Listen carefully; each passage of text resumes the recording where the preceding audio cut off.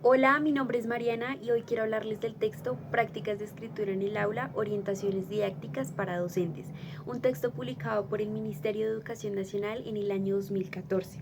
En su primer capítulo se presentan diferentes concepciones sobre la escritura en la escuela, pero en esta primera parte del video me centraré en las dos primeras concepciones y en la primera sugerencia que propone el texto. La primera concepción plantea que escribir es solo una tarea de la clase de lenguaje. Sin embargo, la escritura está presente en todas las áreas del saber. Por ejemplo, en ciencias naturales, cuando un estudiante elabora un informe sobre un experimento realizado, no solamente anota los resultados, sino que los organiza, explica los procesos y conecta lo aprendido con la teoría. Esto demuestra que escribir también es una manera de aprender en todas las disciplinas, no necesariamente y exclusivamente en la del lenguaje. La segunda concepción sostiene que escribir es únicamente decir lo que uno sabe, pero en realidad escribir también es ayudar a construir conocimiento.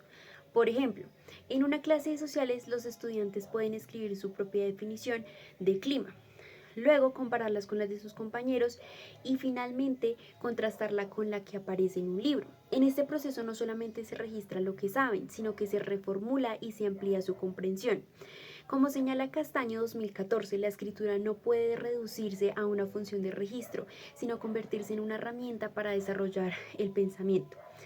Ahora, hablando de la sugerencia, el texto propone en su primera sugerencia analizar los cuadernos de los estudiantes.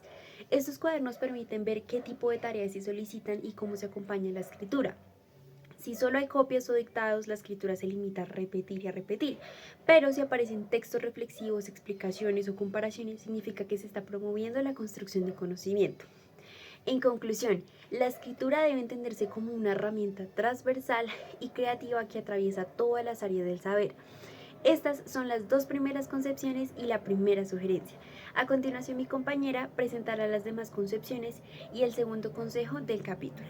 Hola, mi nombre es Carla y les voy a explicar la concepción 3, la concepción 4 y la segunda sugerencia que se nos da en el primer capítulo del texto Prácticas de escritura en el aula, orientaciones didácticas para docentes, publicado por el Ministerio de Educación Nacional en 2014. La concepción 3 nos habla de dos formas de ver la escritura. La primera es pensar que solo se escribe una vez, como cuando un docente le pide a sus estudiantes que hagan un cuento y luego lo califica y hasta ahí llega la actividad. Y la otra forma es entender la escritura como un proceso. Eso quiere decir que implica que se tiene que planear, que se debe redactar, que se debe revisar y que se debe volver a escribir. Un ejemplo que se nos da en el texto es una profesora que está trabajando folletos acerca de la contaminación con sus estudiantes. Lo que hace la docente es primero llevar diferentes modelos de folletos que entre todos los analizan, luego en grupos escriben, luego los socializan, se hacen las correcciones y al final se reescriben los textos con el fin de que los estudiantes mejoren y no solamente entreguen un producto. La concepción 4 tiene dos visiones. Algunas personas piensan que escribir bien es solamente tener buena ortografía y gramática, pero en realidad escribir bien es producir textos adecuados a una situación comunicativa. ¿Qué quiere decir esto? Esto quiere decir que el texto debe cumplir con un propósito real y debe ser útil para alguien. Un ejemplo que se da en el texto es de una maestra que está trabajando con sus estudiantes a hacer una carta para el alcalde pidiendo canecas de basura.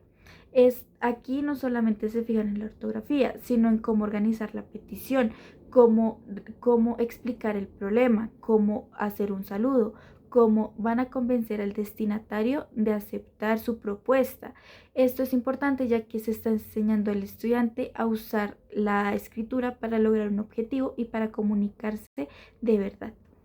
Finalmente, la segunda sugerencia invita a los docentes a narrar la última experiencia de escritura que llevaron a cabo en el aula.